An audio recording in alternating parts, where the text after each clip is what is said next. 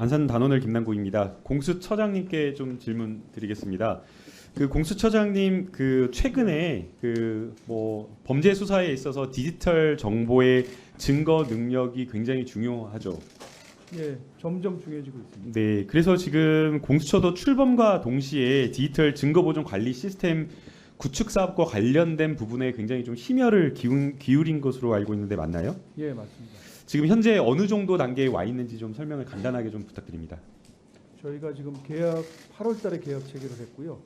그다음에 이제 이달 중에 이제 선금 이제 10억이 지급이 되고 계속 진행 중입니다. 근데 이제 아마 조금 늦어지고 사업이 그래서 그게 좀 상당 부분이 감액이 된 것 같습니다. 예산 이제 23년 예산 말씀입니다.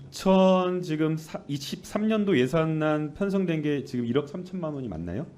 예, 그런 것 같습니다. 그러니까 실제 지금 공수처에서 필요하다라고 한 예산과는 상당히 조금 큰 차액인 것 같은데. 예, 그 사업이 예. 예산 당국에서는 사업이 지연된다고 보고 지금 상당히 감액을 하신 것 같은데요.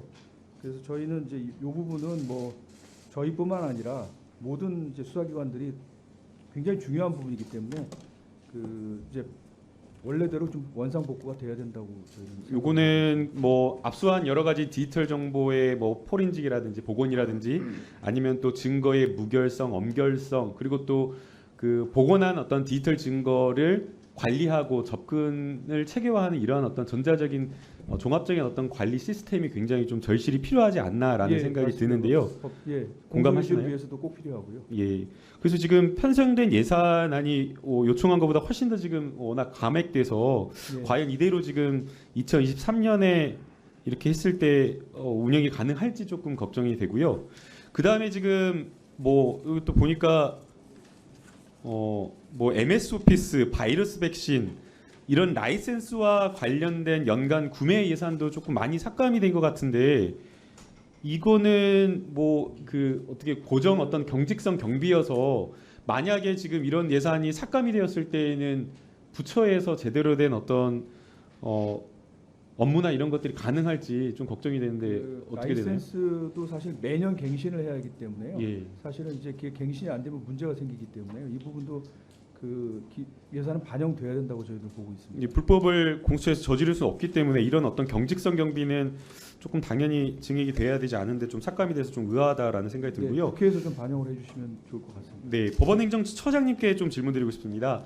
예, 그 처장님 그 관련된 개정법에 따라서 저희가 판결문을 미결된 판결문도 이제 전면 공개하도록 되어 있고 저희가 지난 국감 때도 처장님께서도 재판 공개에 발 맞춰서 이런 어떤 비실명화 작업에 대한 예산을 충분히 확보해서 좀 더 하급심 판례를 공개하는 걸 확대하겠다, 적극적으로 노력하겠다라고 했는데 예산이 그대로 된 것 같은데. 네, 맞습니다. 예. 저희 입장에서 굉장히 아쉽다. 어떤 국회에서 판결서 공개를 전면적으로 확대하는 법률안을 뒷받침하기 위해서는 무엇보다도 비실명을 위한 여러 가지 예산이 필요한데 그 부분이 좀 부족한 것이 아쉽습니다. 물론 그런 상황에서도 저희들은 그 법률 개정의 취지에 맞춰서 준비하겠습니다만 국회에서 더욱더 그 부분에 좀 관심을 기울여 주십사 하는 바람을 갖고 있습니다. 네, 국회가 개정한 법률에 따라서 국민의 알 권리를 좀 더 확보하고 또 이게 결국에는 판결문 공개라고 하는 것이 이 사법부에 대한 경제 그리고 재판의 공정성과 투명성을 좀 담보한다라는 측면에서 좀 적극적으로 이런 예산이 좀 증액돼야 된다라고 생각이 들고요.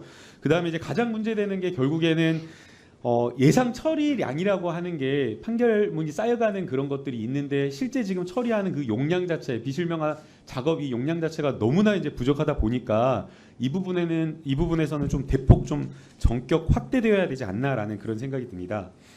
공감하시죠? 예, 적극 공감하고. 예, 그리고 그 법원행정처장님 이게 그 성남 지원과 관련되어서 그 저희가 이전 신축 사업 예산이 이렇게 조금 반영이 되어 있는데 증액 31억 원 증액 요구에 대해서 충분한 좀 설명이 안 된 것 같아요. 그래서 여기 지금 들어오기 전까지 계속 좀 자료를 계속 구체적으로 요구를 했는데 여기에 대해서는 부지 교환 계약금, 설계 착수 성급금 반영 필요라고 해가지고 딱 두 줄만 지금 이렇게 설명이 되어 있어가지고 왜 이 31억 원이 증액이 필요한지에 대한 설명이 좀 구체적으로 좀 필요할 것 같습니다. 그래야지 좀 저희 국회도 이 부분에 대한 예산 증액을 좀 공감을 할 수 있을 것 같아서 이 부분에 대한 좀 설명을 부탁드리고요.